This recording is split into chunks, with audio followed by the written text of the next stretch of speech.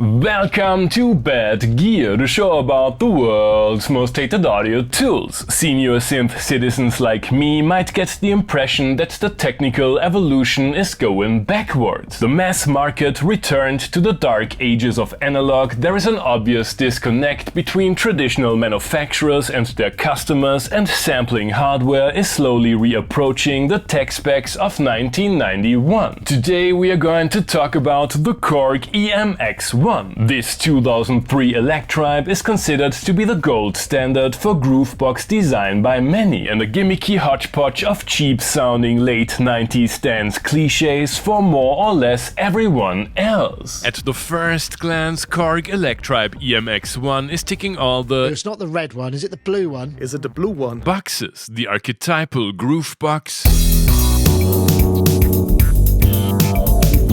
with non-velocity sensitive rubber buttons, ergonomic knob placement, a display that would still hold up today, and, of course, tubes. But more of that later. In contrast to its red sibling, which revolves around your own samples, the EMX is a Rompler/synth combination with easy-to-use two-parameter engines.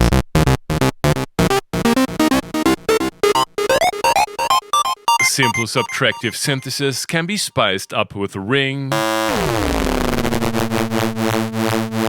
and cross modulation. There's wave shaping, 2OPFM, noise, and more obscure techniques based on additive synthesis, comb filtering, and a formant oscillator. You can work around the monophonic nature of these engines with a dedicated chord mode. Two modes are reserved for playback of a modest selection of 90s leftovers.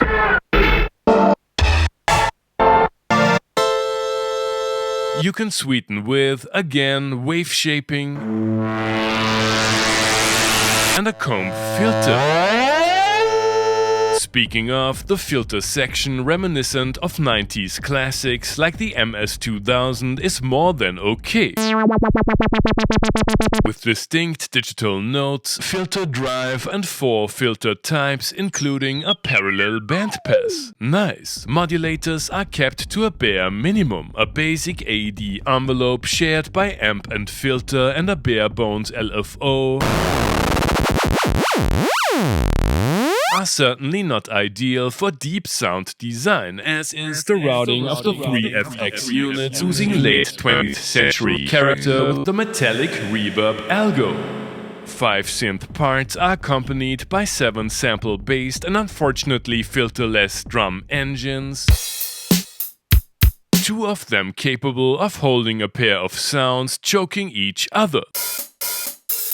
The non-expandable library of drum tones is limited. You can play these sounds via MIDI in keyboard mode, using the ribbon controller and fader-equipped Arpeggiator, and or the 8-bar sequencer with 2 accent tracks, rolls, and motion recording, easily operable even after spending New Year's Eve at Renate Berlin. Up to 16 patterns can be put on speed dial. There are plenty of pattern management tools and a song mode I will most probably never use. The rear panel is exemplary. Multiple outputs and a full MIDI trio are awesome, and the audio in not only lets you process external sources and transgate them with a sequencer, but also allows for non-MIDI sync to, for example, a DJ set. As mentioned before, all this archaic Groovebox goodness is pumped through a pair of tubes. Sure, purists will not be amused by what I assume is a low-voltage starved plate design quite similar to these dreadful Marshall valve state amps, and the ominous glow is generated by yellow LEDs, but I was pleasantly surprised by the additional crunch and bite.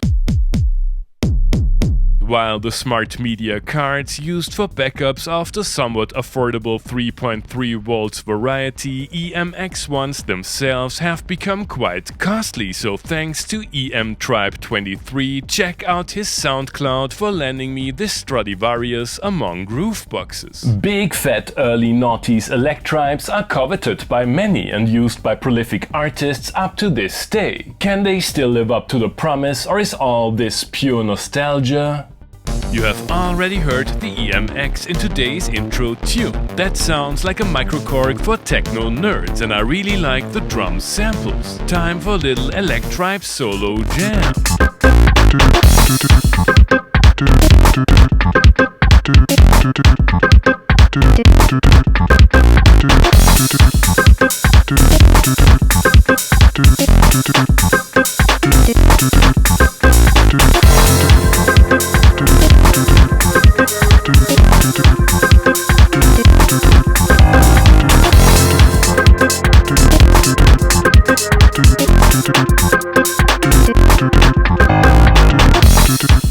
Nice! While I was missing the sloppy feel of the first generation, the EMX delivers its retro tones with confidence. It is incredibly easy to use and the responsiveness of the UI is outstanding. While the internal sound library is rather small, the machine has a reputation of being a great doorless centerpiece. Let's crank the tubes and use it as a sequencer for external gear.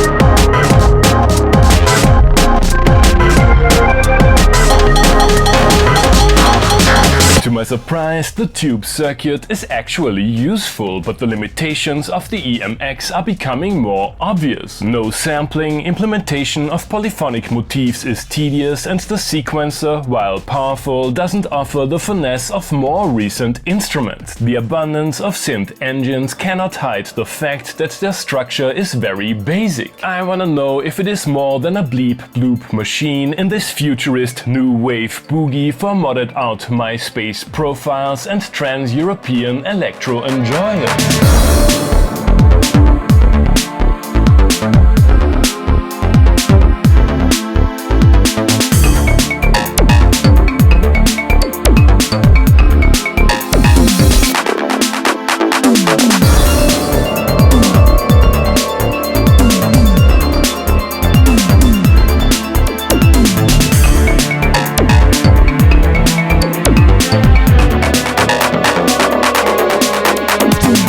Verdict: using the EMX is an eye-opening experience. The combination of immediacy, ease of use and a well-balanced set of tones is unparalleled even today, and while other brands have caught up when it comes to the depth of the sequencer, complexity of synthesis and many features we take for granted now, this Electribe generation still stands above the rest. All that being said, chances are that the built-in sounds, albeit fairly tweakable, will get boring after a while, and once you have tasted the forbidden fruit of post-2010 sequencers, it is hard to come back to the simplicity of yesteryear for prolonged periods of time. The EMX triggers a few romantic yet completely unrealistic ideas in my head, finding both the blue and the red one for an affordable price, locking myself in the studio for the creation of a vinyl-only old-school techno release, or alternatively Korg figuring out a way to release a new all-in-one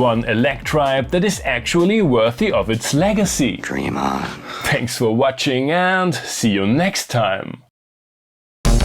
Hey guys, I hope you enjoyed the episode. Feel free to like, subscribe, become a patron and use one of the links down below that support the channel regardless of what your bad gear guest commands you to buy.